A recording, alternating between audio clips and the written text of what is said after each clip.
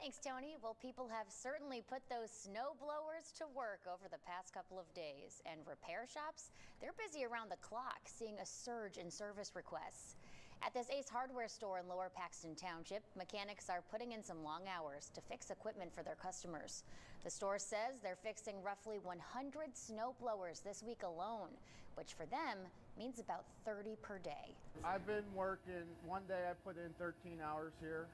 Another day I put another like 10 or 12, and it's just been 8, 9, 10-hour days, just continuing, just trying to help people out and get them on their way. Experts say the best advice is not to wait. Schedule your maintenance early and always use fresh fuel.